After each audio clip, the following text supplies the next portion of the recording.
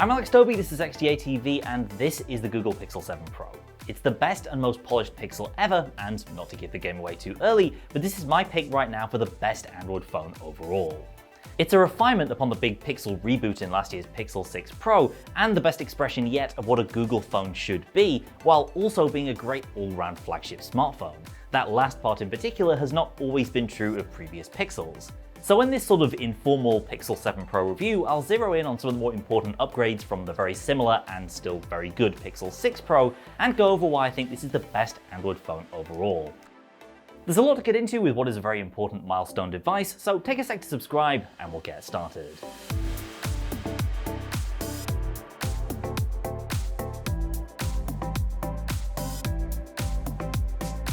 I spent a decent chunk of 2022 and pretty much all of the latter part of 2021 daily driving a Pixel 6 Pro, so moving into the new Pixel 7 Pro was a very familiar experience for me.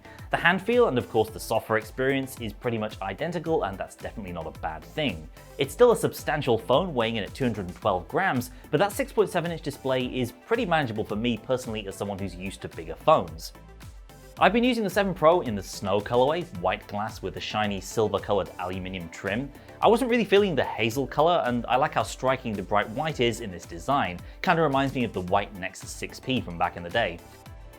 The way the camera bar is blended into the frame of the phone now is the biggest design change here, and a very welcome one for me. If you look very closely at the Pixel 6's camera bar, you can see it's actually made of 3 separate pieces. The glass of the camera visor, the frame at the top and bottom, and also this rounded side piece.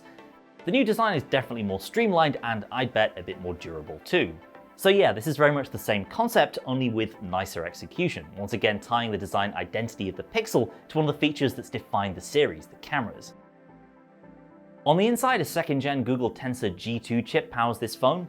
On paper, as with the Pixel 6, this isn't really intended to go toe-to-toe with the latest Snapdragon or Apple chips in terms of raw CPU and GPU performance, but it does boast generational core upgrades to both, which is nice, while also upgrading the Google secret sauce, the Tensor Processing Unit, in terms of both its power and efficiency. That's the silicon designed to power all the on-device AI magic that makes a Pixel special, things like Live Transcribe, Now Playing, and of course that legendary Pixel camera. From the front, the Pixel 7 Pro is pretty much identical to the 6 Pro. The biggest difference you may notice is the higher peak brightness this time around, which was definitely an area where the 6 Pro was somewhat behind the curve. Google promises 1000 nits of full screen brightness now, which matches what independent testers have measured. Don't really have much opportunity to put this extra bright sunlight mode to the test in the UK in late October, early November, but it's an area where improvement was needed, so good to see. The other big improvement is under the screen with the fingerprint scanner. This was a pretty controversial area of the Pixel 6 Pro that a lot of people had criticisms of, saying it was either slow or inaccurate. Personally, I never really had any problems with it, but even so, I can definitely notice the scanner in the Pixel 7 Pro is quicker, and in terms of reliability, it's been pretty much flawless for me. It's joined this time by Face Unlock, for the first time in a Pixel since 2019 when Google brought an oversized forehead full of front-facing sensors to the Pixel 4. The Pixel 7 Pro's is a little different, it uses just the selfie camera, so unlike the iPhone, you can't use it in extreme darkness. And this is kind of interesting. Depending on where you live, it may or may not be secure enough to authorize payments through Google Pay. Kind of a long story, but basically if you're in Europe, you'll be able to make a few payments, or payments up to around 100 euros in value before it asks for a fingerprint. In the US though, you'll need to use a fingerprint every time you want to make a payment. Face Unlock hasn't particularly revolutionized the way I use a Pixel, largely because the fingerprint scanner is more than reliable enough, but it works just fine in all but extremely dark conditions. In darker rooms, as you'd expect, it is a little bit slower.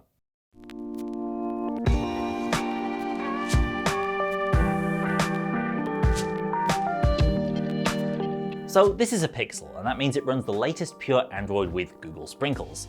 On the whole, Pixel UI here is largely unchanged from Android 13 on a Pixel 6, and that itself is a fairly minor visual update compared to the sea change that we got going from Android 11 to Android 12. Most of the important upgrades are under the hood changes, once again making for a very familiar experience. Some small changes that stand out are a few minor tweaks to the At a Glance widget with more information on upcoming weather changes, and like a lot of other flagships, the phone is set to use a 1080p resolution by default to save on power, though if you want to, you can still crank it all the way up to Quad HD.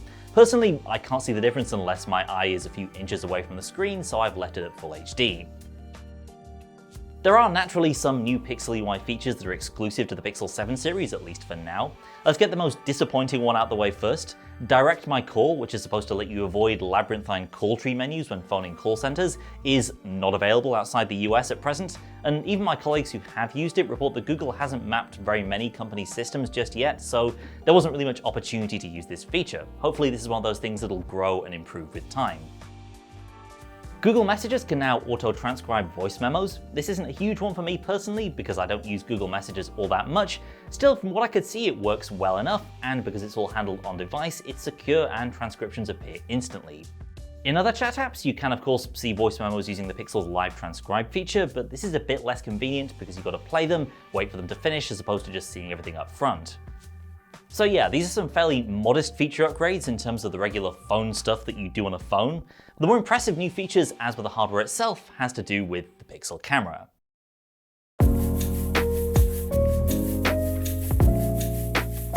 The Pixel 7 Pro uses the same main image sensor as the 6 Pro. I don't think it's a huge deal that Google hasn't adopted a new sensor in this phone though. We know from previous Pixels that Google can refine its processing over time to improve things, even if the optical hardware stays more or less the same. This was a top-tier camera in 2021, and the same is true in 2022, backed up by more image processing horsepower and a few new features. The big optical upgrades this time around are the ultra-wide and the telephoto. These are where you'll really see improvements versus a Pixel 6 Pro. There's a wider ultra-wide that I've noticed is substantially better in low light with night sight, and the periscope telephoto now features a native 5x zoom level, up from the 4 and a bit in the previous generation. Google has doubled down on Super Res Zoom too. That's the technology that works with the movement of the OIS module to capture more detail in a digital crop. That system uses machine learning now in its processing for better clarity. This applies to shots between 1x and 5x from the primary camera, plus further zooming past 5x in the telephoto.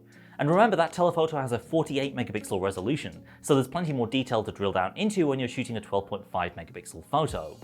This means zoom photos look great at around 10x, noticeably better than the Pixel 6 Pro, and really close to the clarity that you get from the Galaxy S22 Ultra's dedicated 10x camera. In daylight pictures at 10x, I want to say Samsung still wins, but boy is it close. Google's also using data from its primary camera in the processing of shots from its telephoto, and the major benefit of this that I've noticed is really shockingly great zoomed in low light pictures, like way better than anything you'd expect to see from a periscope telephoto.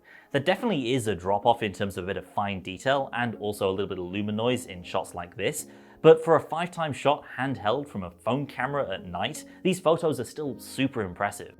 Meanwhile, Night Sight itself has been upgraded to allow you to choose a longer exposure if you want to. A bunch of other phones, including the iPhone, already offer this, and it's a great addition if, for example, the phone is propped up against something and you want to try and pull out as much detail as possible. I guess my main takeaway from 2 weeks or so with this camera is that it feels more versatile than the Pixel 6 Pro, which was already pretty great all round. The improved Super Res zoom at 2x and greater zooming potential at 5x and beyond put this in the same league as the S22 Ultra, in terms of the ease of which you can capture great shots across the entire range of focal lengths. Following on from Magic Eraser in the Pixel 6 series, the Pixel 7 adds a new Unblur feature in Google Photos exclusive to these new phones. Like Magic Eraser, you can use it in any photos, even ones not taken on a Pixel 7. Unlike a traditional sharpening filter, this mode uses machine learning on the device itself, so it can pull out details that might be out of focus or motion blurred in an accurate way. In most of the images I've tried, the results have been a bit less striking than Google's onstage demos, but a definite improvement to soft-looking shots nonetheless. Most important, I think, is that Unblur can do this without messing up the areas of the shot that aren't blurry. Check out a few examples here. Pixels have taken phenomenal still photos for years, but it's great to see Google continuing to make meaningful improvements here, and in addition to fantastic photographic results, the still camera is just a ton of fun to use. Video is a bit more of a mixed bag. There's a new cinematic video mode now, which adds artificial blur portrait mode style to your footage. As with portrait mode itself, this works best with people as opposed to random objects. Even then, while the effect is pretty fun, your eye is often drawn to the few areas of the shot where the effect fails to be 100% perfect. Even Apple is still getting to grips with artificial depth effects in video, so hopefully this is one of those features that'll improve with time. It's a promising start, though pretty limited in scope. More generally speaking, stabilized video at 4K resolution looks good. The new 10-bit HDR option gives a welcome boost to color depth, most noticeable in daylight shots with a lot of contrast between brighter and darker areas. You'll need the right display to see the full benefit from that HDR footage though. But like a lot of earlier Pixels, this camera definitely has a propensity for grain in its video. This can be seen even in some daylight footage, and in shots with a lot of contrast or backlighting, there's a definite halo effect to be seen in places. Meanwhile, nighttime video is fine in more static shots, but shows juddering in places if you're moving around or walking while shooting. This effect is present to some extent across pretty much all phone cameras, but less noticeable in rivals with larger sensors like the iPhone 14 Pro. So it's an improved but not altogether flawless video performance from this Pixel. It's worth touching on battery life before we wrap up, since the Pixel 7 Pro uses a 5000 mAh battery and a 5nm processor, similar on paper to last year's model. That said, I've noticed anecdotally that this year's Pixel is lasting me slightly longer than my Pixel 6 Pro, particularly on 5G and when I'm taking a lot of photos and video. This is definitely not a 2-day phone though for me, and I could certainly imagine needing to pack a power bank if it's going to be a long travel day with this phone. But in day-to-day use, I was getting a comfortable full day out of this thing with an acceptable middle-of-the-road 5 or so hours of screen on time. I feel like most of these modest battery life improvements mostly come down to the Tensor G2's updated Samsung 5G modem and limiting the resolution to Full HD out of the box. It's going to be interesting to see how this phone and this chip stack up against the incoming wave of Snapdragon 8 Gen 2 phones, given the rumored efficiency gains in that upcoming Qualcomm chip. For better or worse, there's been no movement on charging speeds in this generation of Pixel. Just like the Pixel 6 Pro, the 7 Pro charges at up to 30 watts over a wire using a plug that you'll need to buy elsewhere, or wirelessly at up to 23 watts using Google's 2nd Gen Pixel stand. The lack of faster charging isn't a huge deal for me personally, nor is it a huge surprise. Like Apple and Samsung, Google has always been pretty conservative when it comes to charging rates, likely to keep battery health in check over several years of use.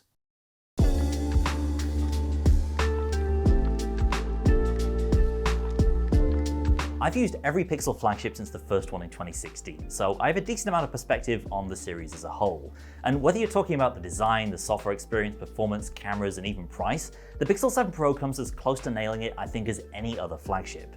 And it costs a good deal less than the S22 Ultra or iPhone 14 Pro Max as well, $849 here in the UK. Are you really getting £300 more worth of phone out of the Apple or Samsung flagship? Sure, there are individual features you can point to, but overall I think that's a tough argument to make.